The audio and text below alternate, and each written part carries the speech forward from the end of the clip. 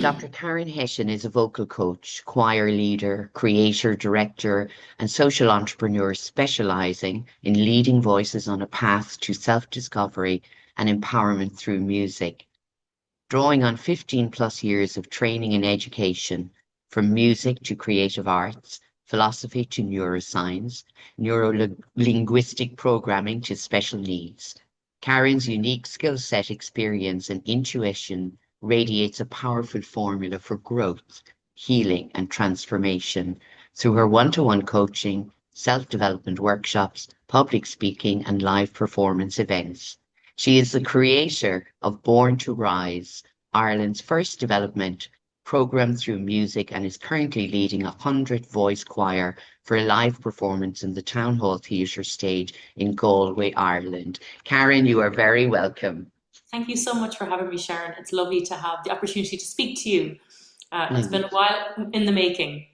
Absolutely, and delighted to have you here because I obviously see through social media all of your work, and I know many people that are in your choir as well, and hearing back from them and how it has helped them develop not just their voices, but their confidence and their self-worth and self-belief, because it's a huge thing to stand up in front of others and Yes, sing when a lot of us have been told, now you're no good at singing, you just stay in the background. And that belief sits into our mind, doesn't it? And it affects us so absolutely. much. Yeah. Absolutely. So, yeah, that's why I love it. And because I love to see people shine and I love to see them coming out of their shell and doing something they've always wanted to do. And the courage to do that in itself for me is remarkable. So that's why I really admire your work, Karen. I think you're amazing. But let's go back, Karen, to where you started yourself in your own life, because people see you now and they go, isn't she mighty now that when she's able to do all of this work? So what was it like for you growing up? Where did you find your voice, Karen? Where did I find my voice? I'm still finding my voice. I think it's something that we continue to grow on that journey on and of self-discovery. And I think also we become a different person as we navigate further on through life. And so, particularly for women, I feel like women have to find themselves a lot more again and again as they go through life. I know definitely men also, we have quite a few men in the choir and who do the program with us as well. And they're on the same journey as us, but we are definitely a predominantly women group. And I can see that the importance of people finding themselves and finding their journey again.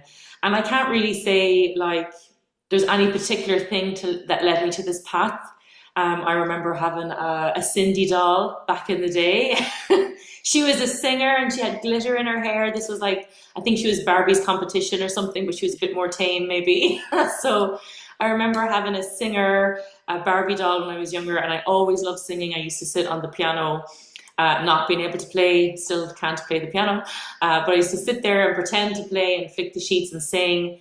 And I always loved music, always wanted to do something in singing, but I actually never wanted to sing in front of people. Wow. So I just figured, that wasn't a thing. There was no other option or whatever. And so I suppose so many pieces of the puzzle, come together, and it's easy to look back and say, God, I know where that came from. But when you started off, I think I started off working in the area of special needs, actually, because we grew up, my aunt had Down syndrome, so we grew up always having special needs in the household and being very much aware of that.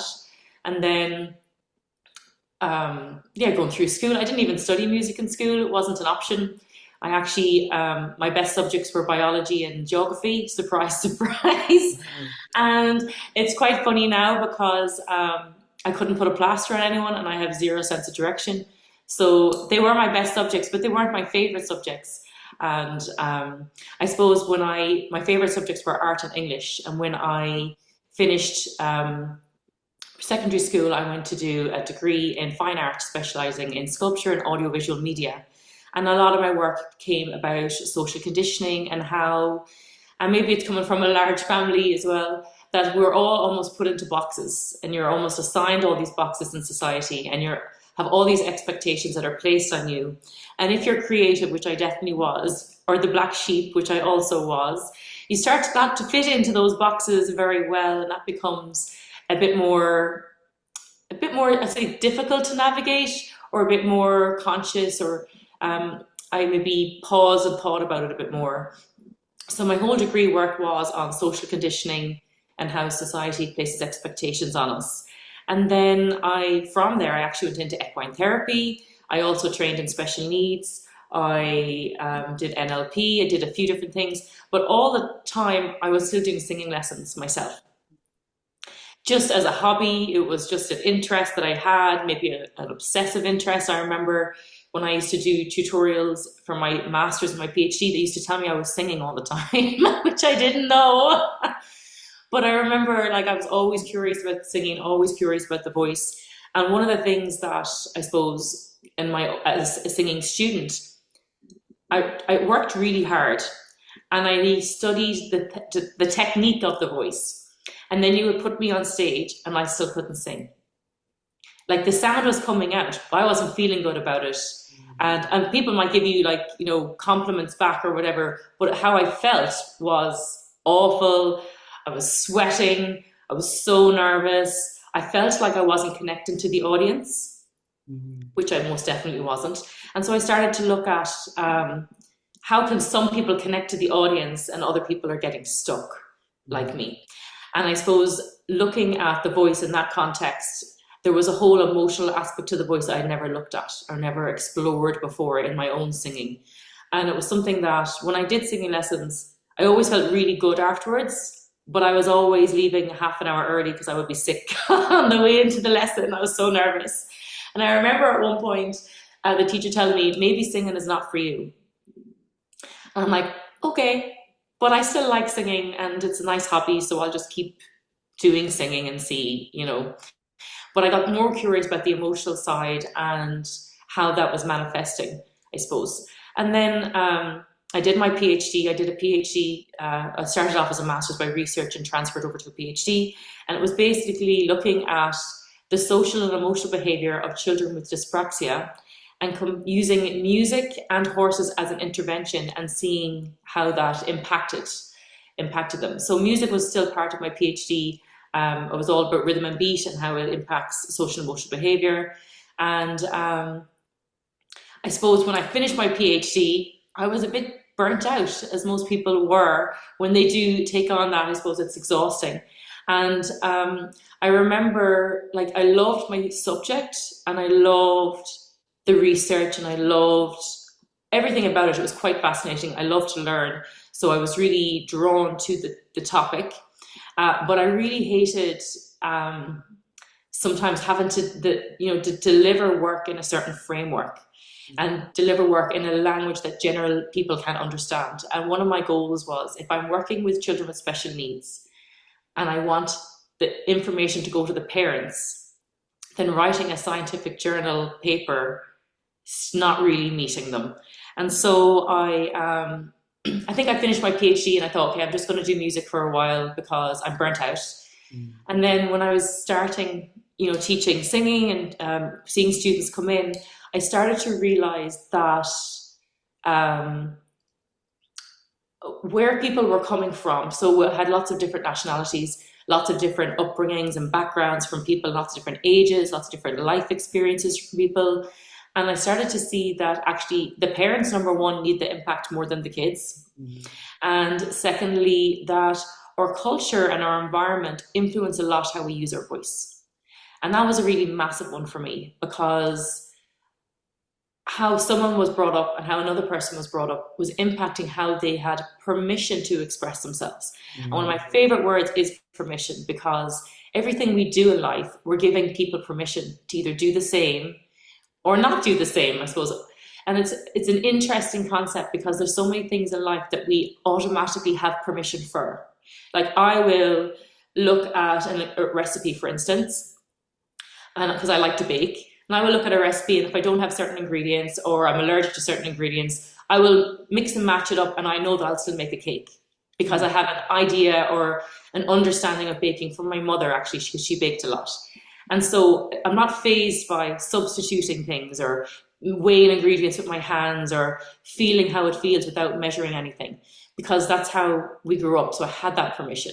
And there's so many things in our life that we don't explore because we don't have that permission. That permission hasn't been set for us. And I think that's why it's really hard to step outside of our comfort zone, because we have to now create that permission within ourselves. So when I started working with people just on a singing level, a singing teaching level, I could see the impact that technique was, I suppose, almost getting lost behind the emotions because we were stuck. We were stuck. And I thought if we could boost the emotional side, then we would definitely get access to the voice a lot quicker. And there was a little niggle inside of me going, you've done a PhD, and everything that you have done in the past, I don't know how many years, has led you up to this point. I started teaching when I was 18. So everything you have done has led you up to this point. And I've always been very gut-led for things. Like when I did equine therapy, I laugh because I trained abroad, and I remember being there with a friend of mine who was also training. We met through the course. And I remember, like, at the end of the day, we were in this log cabin in the woods. I think it was in the middle of England. And I was like, oh my God, that was an amazing day. It was great, but it's not it. And I knew that that wasn't the path that I was going down, even though I liked the information. So I was always curious, always gathering information. And then when I came to Born to Rise, I wanted to do a program that would help people through the emotional aspect of it and break down some of the limiting beliefs that we have. And so I took out all my books, spread them all over the floor, and I was like, I know I have the information somewhere that's going to link all this together. I just need to sit with it. And then it hit me. Sound has memory. And so if sound has memory, then the language and the emotions that we have in songs also has memory. And that can be a real trigger point for us. And if we can release the emotion that's triggered by the memory, we can also unlock the voice. So things that I had always been stuck at technically in my voice almost just disappeared because it actually became much more emotional. And I always say the voice is like 10% mechanical and the rest is all emotional. And it's particularly for Irish people, although even lots of other nationalities, the patterns, they're all the same. We just, I suppose, we manifest in different ways. So it was never necessarily, I didn't know where I was going. I was just following my curiosity or leading myself down a path, discovering, learning, really reflecting on the students that I had.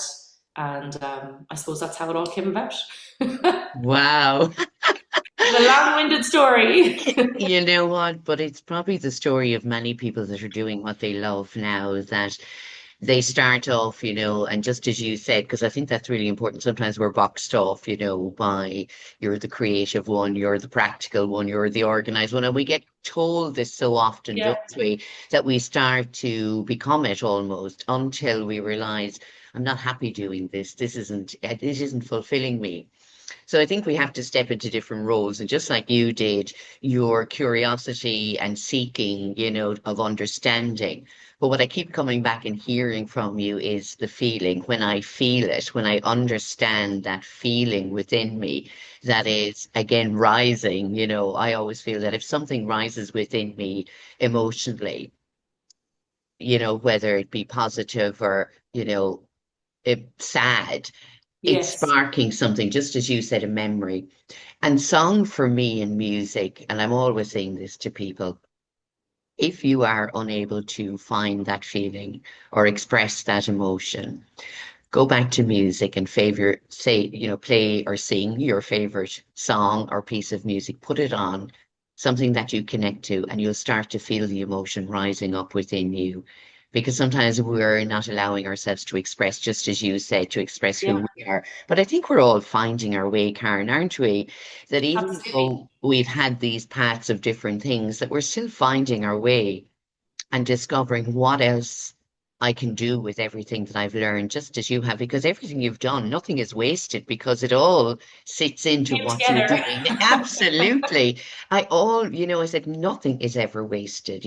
I hear people saying, oh, I wasted years going to college and doing that degree. And I'm saying, no, you didn't. There are certain aspects that are going to come into play in your life and you're probably using without realizing it. So again, I think that's a really important point is whatever you've done will stand you at some point. But that feeling and the understanding, and when it clicks in place like it did with you, that the emotional aspect of it is huge. And that's why, again, I love your work because through singing and music, there's such healing, isn't there? I Yeah. find that people, even if I listen to a song, as just as you said, it connects with a memory to me and something rises in you that time and it brings back that memory to you of that time. And that can be healing in itself. But the self-discovery part of finding your voice, Yeah. that's why I said I love when I see all your people on stage. And I just to see they're so proud of themselves and they're looking down to their family and their family are so proud of them. And there's this beautiful energy between the audience and everyone on Yes. stage. And you've people sitting in the audience going, I wish I could do that. I wish I had the courage to do that. But I think those people on the stage, the people that you've worked with, that's helping to inspire others that maybe it is possible. There have been so many people who've stood on the town hall stage and have said, I was in the audience last year. And I love to see it happen. I love to see it happen because, again, it comes back to that permission, you know, Mm, the permission that we give and the permission that we share with other people. And people are always looking for people like them on stage. mm, And I always say we are a bunch of amateurs putting on a professional show. yes. And I think the first year we did the town hall, I think only one of the musicians had ever performed on the town hall stage before. So out of the whole lot of us, and there was probably 50 of us, only one of them had ever performed there. And it was massive. So it was a massive deal for all of us. But I really feel like it's not necessarily about singing a song. It's actually about standing in your own truth, in your own Mm, body and your own voice and making noise and being heard and having that space where you're heard. And the support from the audience is incredible. We have a very small interview before each performance, and people share like their story of why they're here or why they're on the journey. And so by the time they've come to sing their song at all, the audience are already rooting for them. And it's very special, and it's really absolutely nothing about singing at all. And it's that's all it. about connection, Yeah. community. It It's just sent incredible. shivers, even when you said that the audience are rooting for them already, because now it's not just, as you said, the song they're singing, it's about the person singing it and what they've had to come through to get up on that Oh yeah. stage and to be heard.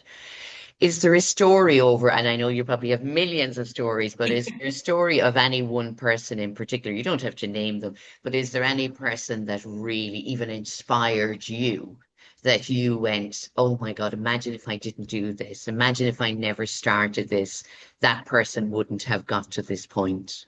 There are so many, to be honest. There are so many. And while you say that, I can think of 10 or 15 names coming into my Yeah, head straight away of people who've really just transformed yeah. everything.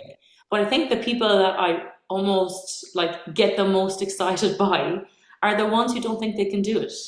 Are the Mm, ones that are like, Jesus, no, I don't have a voice. Like, why would I be singing? God, I haven't a notion. And then I love when people like that come to the studio because they're like, I'm just curious, but I don't want to do anything. I just came for a lesson, just curious. They're the ones who will sign up and do everything. And I just think it's fascinating. Um, what I love to see, like people have gone through such hard times, like such hard times. And we had so many stories of people on the stage whose lives had completely fallen apart and who have scraped themselves together to stand on that stage to make a point and to make a point for their children. And I think that is the most beautiful thing. And we've kind of started it amongst the group. I'm like, watch the kids, watch the kids, watch the parents during the performance. And I think that is so special because you're giving the kids permission to not be perfect, number one, even though actually this performance is always that great, yeah. but also just to be insecure, to be scared, and to do it anyway. You Mm, know, to actually be the most terrified you could possibly be of standing on the stage and just doing it anyways. And I think that's what the audience really relate to is actually they're not going on stage going, oh yeah, I'm great. They're going on stage going, oh my God, on the inside when they tell their story. But I've always found it funny, you know, when we do the 2 day program, everybody, after the first year, people thought I hypnotized the performers because they all went on cool, calm, and collected. And part of that was because they spent 2 days looking at all the stuff that holds them back. mm. And when they looked at it all, a lot of it comes down to actually you're the only one that's holding you back, Mm. and your mind and the inner voice that you have. And that inner voice that you have that tells you you can't do things, that's not your conscience. That's not even fear. That's trauma. Mm. That's a trauma response that you've heard as a child that you've picked up somewhere. And so when you start to digest those and break them down and make them into much smaller pieces, you actually can realize that they're irrelevant. And so you shed all this coat over the 2-day program and you walk onto the town hall stage like someone's just giving you a voucher to pick out a new outfit. You're like, okay. Oh, yeah, that is amazing. And even what you said, a parent doing it and their children watching and Yeah, saying, because again, we all know when our parents were our parents when we were young, we thought they were so old, and what would they know about life? But I think that's it, to see people doing it at any age, that they can yeah, create something new in their lives and something new within themselves, to say, I am worthy of, being heard and standing up here and appreciating who I am, yeah, especially after everything I have been through. And that's what for me it is. It's the courage to step forward, not even on the stage, but the courage to step forward and start something new, to even approach you, and say, I'm no good at singing. I've been told I've no voice, but it's something I've always wanted to do, Karen. That first step for me is the start of a huge change. And I say it to many people that I work with. I said, you made the phone call, you sent the email. That has created a shift yes, within you. That is your first step. All the other steps will follow now because you've made the start. yes. I always say Born to Rise is our pivot point, our 2-day program. It's a pivot Yeah. point.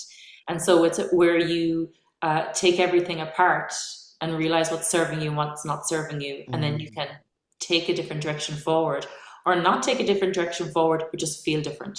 And I think that's what it all comes down to, how we navigate transition and change in our life and how we still show up as ourselves first and foremost, and Mm. then all the roles that we still play in our lives. Yeah. And again, it's how we feel. It's not what we think about ourselves, but it's how we feel about ourselves. And I think when, like that, standing on stage and even feeling nervous, or proud or whatever it is, the feeling is so strong, that other people in the audience can feel it from you. And that's what it is. Just as you said, a performance or a song can hit us and create something inside of ourselves. That feeling is so strong. So it kind of brings me back to, we have so much talk about the mind. But for me, I always say, people say, I think this and I think that. And I'm going, but what do you feel? Yeah. What are you passionate about? Even if you feel really strongly about something, and other people disagree with you, it's still what you feel, and you have to honor that. So when people come to you, and this is one of the things that I love, because you're talking about it so much as well, is when people come to you and they can't connect with the emotion, when they can't connect because they're overthinking or they're going through all the old beliefs and patterns that, are there since childhood, and they can't connect with the feeling. How would you work with them? Yeah. So, what I find really interesting is we weren't taught to feel. We came from a generation where parents shoved down all sorts of emotions. And, how I suppose, you know, um, instead of feeling, we were doing, Mm. So we weren't in our bodies. We're like, oh, this is a sad emotion, let me go and cut the lawn, or this is a sad emotion, let me work. So we were never taught to feel. And now what's happening is we have a generation coming up and it's all about feeling, and Mm. we're in the middle going, what? Yeah. What are we doing? Exactly. So it's an interesting concept. And what I suppose I start with first of all is like, I don't want to necessarily teach someone how to feel because we all feel things differently. Mm. The most important thing is I want people to get into their body. And once we can get into their body, we can do so many more things. So if we just think about it on a very basic level, a lot of the time people sing. So when you talked about, when you were younger and if you didn't have a note in your head, you're almost like kicked out of the choir or told to shut up. There's also the people who did have a note in their head and then they had to sing in a certain way and they earned currency, the currency of love, by singing in a certain way. Mm. And that generally had to be this little light sound that was just all Mm. like, oh, this is so pretty. And so they never also found their voice either because they were singing in a girly sound that was more acceptable You know, it was pleasing on the ear, and it was a soft tone, so it wasn't too loud for a woman. You know, so when people come to to lesson in the studio, one of the things I try and get them to do is to sing in their voice. And a lot of the time, people are still singing out here. And we have our vocal cords are located here, but the biggest area that we can resonate sound in our body is our chest. And so if we're already singing out here, we've already lost the note. So when people go, I haven't a note in my head, I'm not surprised. Because you're out here and I want you to have it in your body. Yeah. And so that is the first step. We start to do that. And you can hear it when the tone of voice comes into the body. You can hear it and they feel it. They kind of startle. Sometimes they start crying because they're not used to the sound and they almost sound really loud and clear.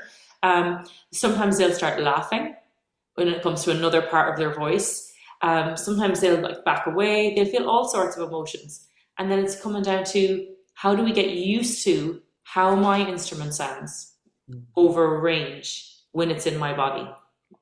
And that is just the first step. And so you learn how to feel yourself once you actually get into your body. Wow, do you know what? Even when you're saying that, I'm so having all of these feelings in my body, because for me, that is huge. And I'm so delighted you said it is to be back in our body, because we're so disconnected from ourselves, our body, that our body is giving us signals constantly all the time of how we feel, where we're holding it. But I'm just imagining for the first time someone to feel their voice in their body and it brings them to tears. I mean, that's so powerful, Caren. Yeah. You know, and again, because I've witnessed people, you know, just saying something they want to say, or, you know, they may have hidden things for years and, you know, they might have shared it for the first time. And they say, I can feel that in my body. My whole body is shaking, you know, my body is vibrating, all of these different things. And the power of that expression.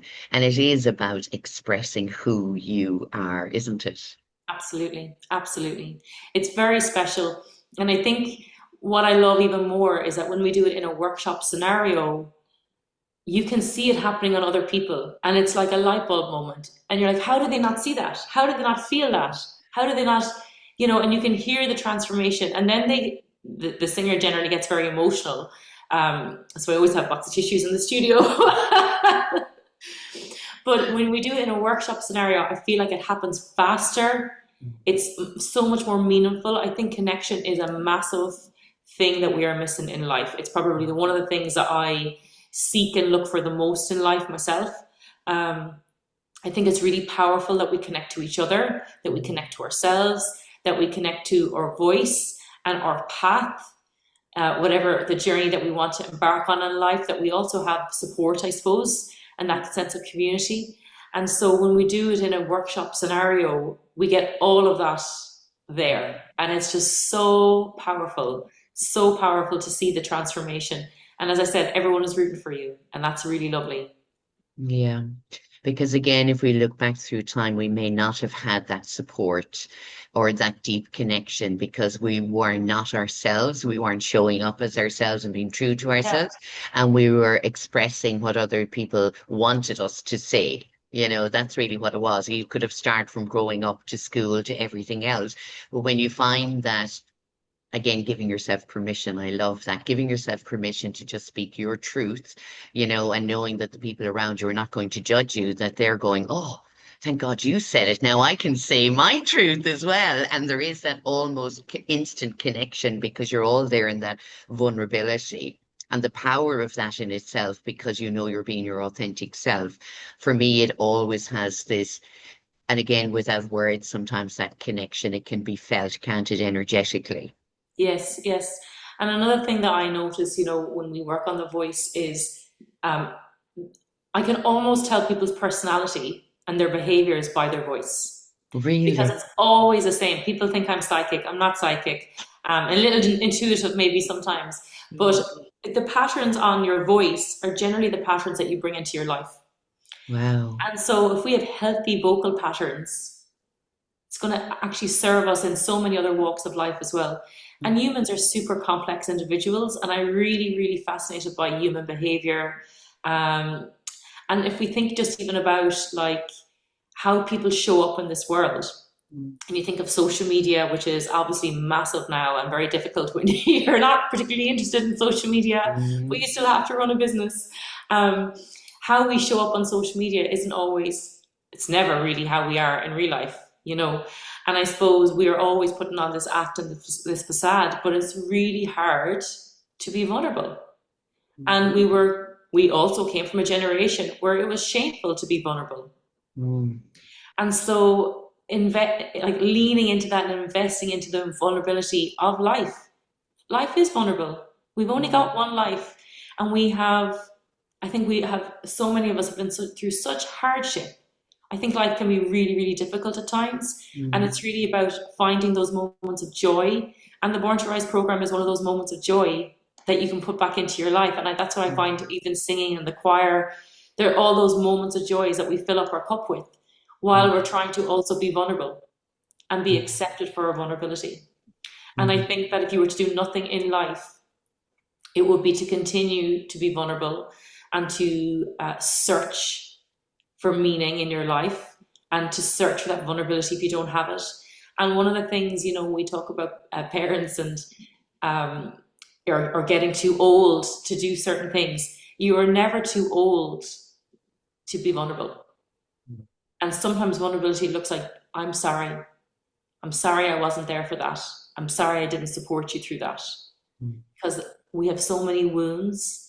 And a lot of the time, Gabor Mate, I'm sure you know him and I'm sure you love him as well, but he talks about, who was with you in your trauma. And most of the time, 99% of the time, nobody was with you during your trauma, because nobody knew how to process the emotions of your trauma. And so we are the generation now that needs to talk about it even more, to help other people be there, and to also just invite that vulnerability no matter what the age, and to nurture that vulnerability as well. And I think that's a really important thing in life, and to do that in a space where we have so much connection is super safe and super powerful. Yeah, I love that, Karen. And again, it brings me back to, knowing my why. Yes. And that connection that you talked about for me is one of the most important aspects of who I am. Don't mind my work. I need the connection, just as you said, I need it. I need the authentic connection, real connection, not just the facade connection, that we once had in, I suppose, Ireland, but maybe all over the world. For me, it's real connection.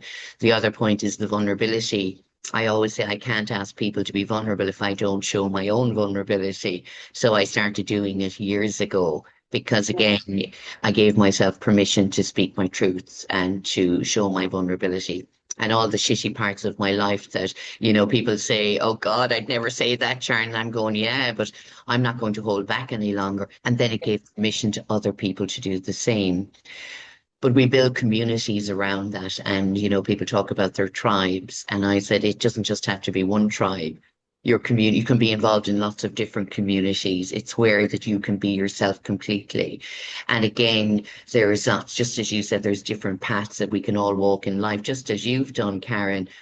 And from that experience and from all of your education and learning and own personal experiences, you've created a community in Born to Rise where it gives people an avenue to show up as themselves and to express themselves. And again, in this podcast, and that's why I wanted to give you a platform to share even more, because this podcast is about sharing vulnerability. It is about sharing. We don't have to be perfect. Myself and Karen were talking about, we have a dog each. And if the dogs show up in the middle of it barking, that's okay too, because I've often had things going wrong with guests and they're so apologetic. And it's gone over my head. Life.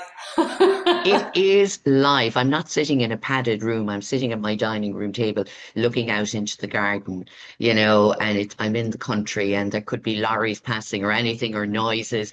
But that is part of life. We can't make it perfect and pretend we live in these sealed perfection domes. That's not life. So I think if we have to pretend, as you have said on social media, that we live these perfect lives, then when we're in our real lives, that gap for ourselves is even bigger because we're only showing what we want people to see. Yeah. and we're not showing the real vulnerability of us as a person. So we can't connect with others in that level then. Yeah. It's a tricky one because obviously you are putting yourself out there then on social media, which is also a hard one. But I think that firstly, standing in your own truth is really important. Mm. And I think that people connect more with people when there are mistakes, when things don't go to plan, when blips happen, or when, you know, dogs run across the stage, or whatever. You know, people relate to those experiences a lot more, and a lot of them are important for breaking the ice as well. And I think that authentically showing up and also just showing up is really important. And one of the things that people are, you know, if someone is watching and they don't sing or don't feel like they sing, and they're curious about the connection, the community, but not sure about the voice, um, you don't need to sing to join a choir. I actually truly believe that everybody has a voice and everybody can sing, but you don't need to have found yours yet to join a choir and to be part of that experience. And the other thing, if people are wondering, like, oh, I feel pretty fine in my life, you know, then I would ask them as a little tiny exercise to sing a song and to speak. And if those two voices aren't the same, there's a misalignment in some part of your life. So you might be okay in your work life, you might be okay in the connections and the friends and the communities that you have, but there's probably one part of your life that could do with a little bit more work. And I really would encourage everybody to actually do this experience just once, to get you into your body and to see where that pivots you on your own journey in your own life. That's really important. Just, I'm like this. My mind goes, oh my God, yeah. So singing and speaking, if they're not in alignment, They should sound the same. yeah. Wow, that's Yeah. amazing. That is amazing. Just even that itself for the listeners and anybody watching on YouTube, just to do that exercise afterwards and see what it brings. Yes. That would be really. Yes. And then you can contact Dr. Caren Hession and And then it doesn't join. have to be for singing. It can just be for voice exploring, you know, Yeah, and that's empowerment. beautiful. I think that's really important. Yeah. One of my favorite quotes, and I love it, and it comes in all the time, is that we spent a lifetime teaching women to be empowered, but we forgot to teach men or communities to live with empowered women. Yes. Yeah. And it's like it's one thing to find your voice in yourself, but how do we share that amongst other people, whether that's in your work with your Mm. boss or your colleagues, or whether that's in your social life, or whether that's in any other interest that you're in? How do you actually show up as yourself? And I Mm. think that is another powerful avenue. I remember when I first started singing, because people hear my voice now and they're like, oh my God, you sound great, or you have a big voice, and blah, blah, blah. You know, people are all full of compliments as well. But when I started singing, I remember a teacher, she said to me, I can't wait to hear what your voice sounds like because your speaking voice is so rich. Mm. And I sang like this. So she was like, okay.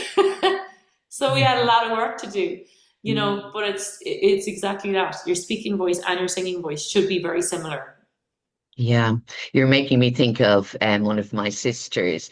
She has a very deep voice like me, but her singing is just the same. But she can also go to this very soft place with her voice that emotion. She sings certain songs and they always hit me because, of Yeah. course, it's attached to a memory or a feeling or a time in our lives. And Yeah. also, my brother, he taught himself how to play the guitar years ago because, you know, I don't think we had the financial means to have music lessons. And it was something again, that's what I said. We find our way in life. He found a way to teach himself to play the guitar and then he started singing along. And when our sister passed away, he wrote a song. Oh my God, Karen, every time he sings it, it Yes. brings up all of that, not just the sadness, but the joy, because she had special needs, but the joy that she brought into our lives as well. And that's why, for me, music, but again, somebody singing from the heart, somebody singing a song with meaning, that is Yeah. so powerful and it really has a way of connecting with us all, isn't it? And sometimes it doesn't have to necessarily trigger a particular memory. Sometimes it just triggers a truth. Yeah. And you know, when people also say that, you know, that they can't sing, we were born singing.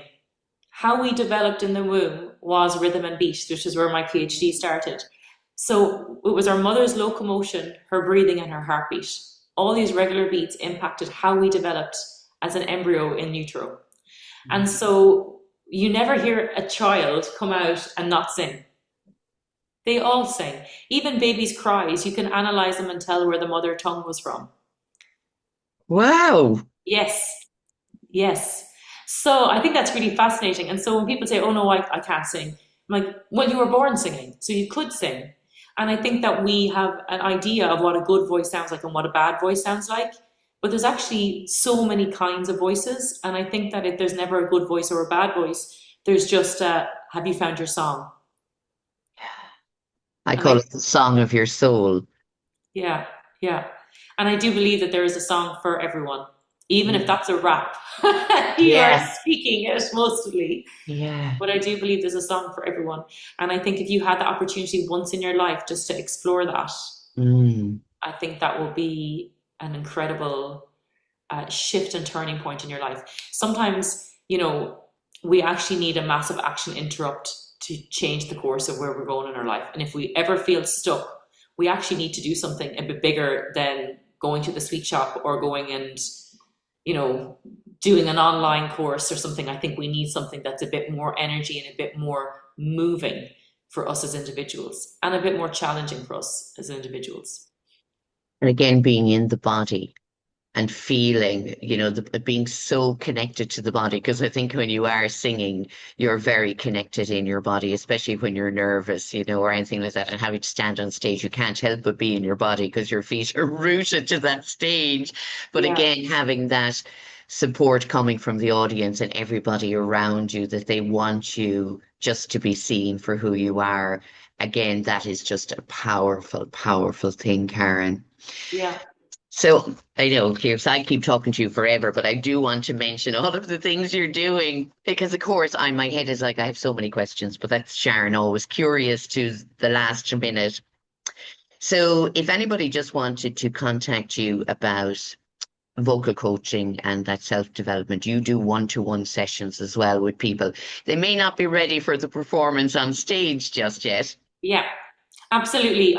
You can go to carenhession.com and you'll find information about all, I suppose, the things that we offer. And yeah, we could do one-to-one lessons and we can just start there as a very exploratory session and to see where your instrument is, how that fits.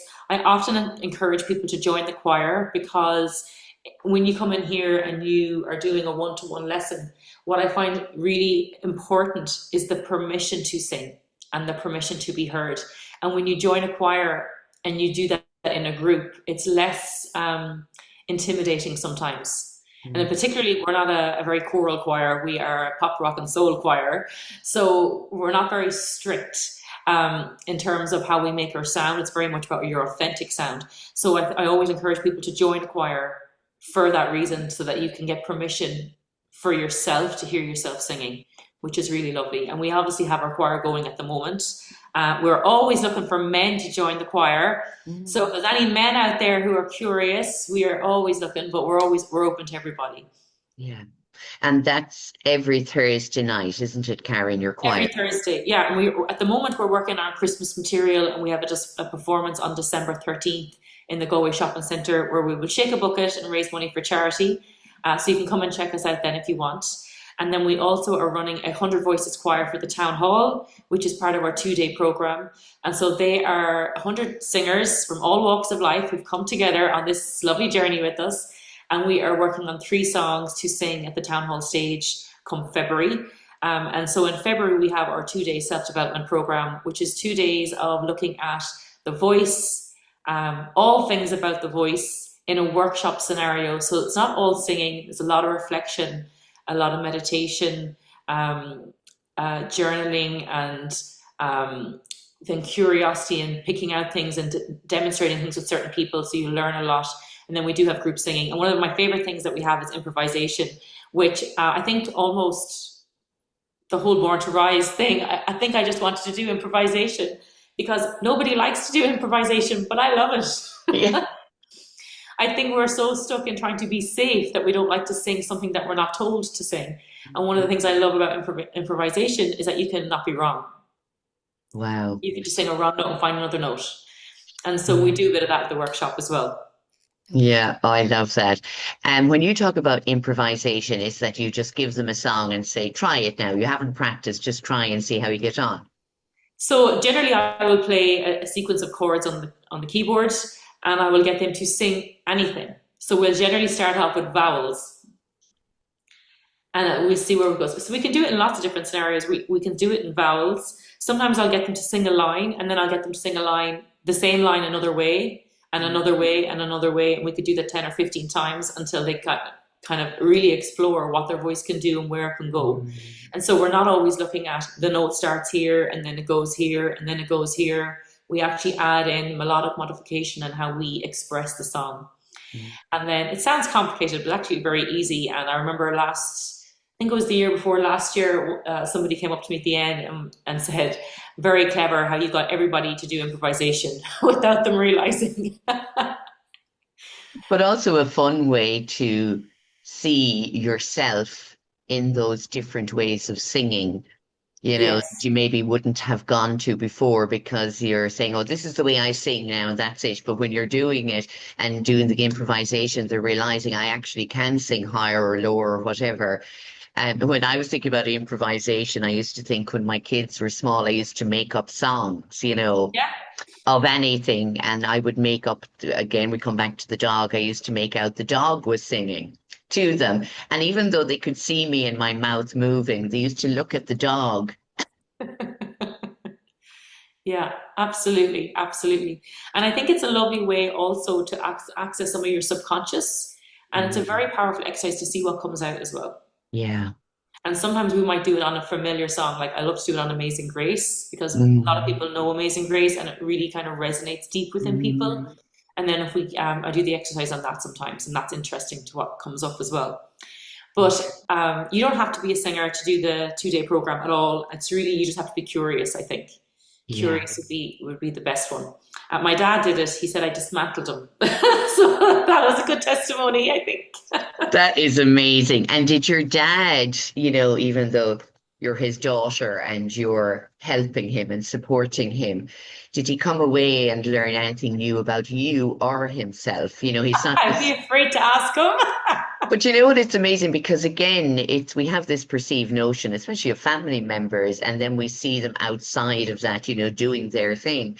And you suddenly look at them and they're not just your sibling or parent, they're actually a person. And what again, there's the belief you believe they were this, and this, and good at that, that, and that. And then you see them in a completely different light. And then it opens up your mind again that sometimes those beliefs we have about ourselves are not always true, but the beliefs we have Yes. about others are not true also. Yes. I'll have to ask him that, because I didn't want to poke too much at the Yeah, end. yeah, Because I think that, and it's happened to a lot of people that you do this course, and sometimes, including myself, you realize that things that you thought were you are not you. yeah. And that can be a little dismantling, as he said, at Mm, times. Things that you thought were really part of you were actually somebody else's voice impacting yeah. you and your journey and where you're going. And I think Mm, it's an interesting concept to navigate and explore and question. And I think that's probably ultimately what drew me to Born to Rise, to create it, because I felt like people need to realize that not all parts of them are parts of them, yeah. and not all parts of you are serving you. Mm, And a lot of the time, they're just costing you, actually. yeah. Yeah. It is that old story, though. We hear it and see it so many times that people say, well, this is the way I am now, and that's it. Yeah, forget about that. I'm going, no, it is not, because just as you said, there could be a life-altering event, in your life, and it pulls everything you believed about yourself and everyone else down around you, and you're sitting looking at yourself saying, I don't recognize myself or my life Absolutely. anymore. It's again because you've been living it, as you said, with somebody else's beliefs about you. And we don't want that to happen to everybody, but I think if we could find that choice, and I always say that we every morning we wake up, for me, it's another chance to begin again. And you have a choice every moment of every day. And what about choosing something that you would love to do, that you might have always wanted to explore, and listening to the conversation today with you, Karen, that people get a little bit curious. And I would like to see what's going on, like me, because I'm bubbling up here and there's questions and there's everything. I'm wondering what's bubbling up inside of them as they're listening to this. What does it make them feel? And have they wondered about their own voice and the expression of who they are? And if they could take that step forward, maybe it is, as you said, joining the choir and giving yourself permission to be seen and heard, not by everyone else, but just by yourself, and allowing yourself to step forward. And then with that, maybe you could go forward and say, well, I've taken that step and I survived it. Maybe I could go another step and I'd be Yes. singing on the stage in the town hall theatre someday. Absolutely, absolutely. Our town hall event happens on the 7th and the 8th of February this year. And as I said, part of the program is it's a 2 day program, and part of the program is a bunch of people sing solos, and a bunch of other people. So we have like gold and silver tickets. I'll explain it this way. We have Yeah. gold and silver tickets. The gold tickets do the 2 day program, a group song and a solo, and a silver ticket do the 2 day program and a group song. At the moment, our golden tickets have sold out, which I'm delighted by. And we have obviously our 100 Voices choir performing as well. But if you are curious, a lot of participants have signed up to do the silver with the intention of doing the gold next year, potentially. And I think that's a lovely way to let me introduce myself to this and to Mm, see what part of me is showing up today and this year, mm, this month, you know, and with this life experience that's going on for me at this moment in time, yeah. and see what shifts that creates in you. And then you could look at, if you wanted to do a solo in the town hall, to look at doing that next year. Yeah. But I think that it is spending the time to reflect on who you are. And I think we normally do this event at the end of January, but I think the town hall have their anniversary this year, so we're the first weekend in February. But it's a great time of the year to take stock of, right, New Year's resolution. Who am I? Who do I want to be? Where am I going? What do I want to achieve? How Mm, can I be authentic, vulnerably show up as me, mm, and still be content and have that sense of security within? yeah. Or who is it that I always was, but it was covered over by layers of everyone else's beliefs where I wasn't allowed to express who I was and who I still am, but it's hidden in there and the fear of expressing that. So sometimes we need support around that. And that's why it's so beautiful to have the choir and your support and the program, you know, and they might, I know a lot of people say, oh God, I could never stand on the stage. It's not about that. It's about stepping forward in your own life, really, Karen, isn't it? And that's what I am, a big cheerleader and encourager. Is just step forward, that one step forward, and see where it takes you, and be curious, just as you said, to who am I? How do I show up in this vulnerable place through expressing my voice, even if it's shaking, even if my legs are shaking, that it's okay. Yes. Something amazing can happen from it. Absolutely, absolutely. And I always say it's about choosing. You're Yeah. choosing you. And sometimes that can feel selfish for particularly women, I think. But when I say you're choosing you, it's also about giving permission and changing the generations that come after you, whether that's your niece or your nephews or your kids or your neighbors. You're giving permission to, or even just someone in the audience who doesn't know you at all, but you said something that impacted them. So it's Yeah. about changing the generations that come forward or come after you, but it's also about shifting the generations that are behind you. Yeah. And I think that is the most powerful part, because there is a huge amount of trauma that exists on our voice and in our Mhm. lives and how we show up all the time. And in order to break generational trauma, you have to create a shift. And when you Mhm. create that shift, you're changing things forward, but you do also change things back as well. Yeah. So even though you're choosing you, Mm. you're also just choosing something better and greater and more empowering for all Mm. generations. And I think that's very special. Yeah. I just posted something the other day on social media about, generational trauma and healing.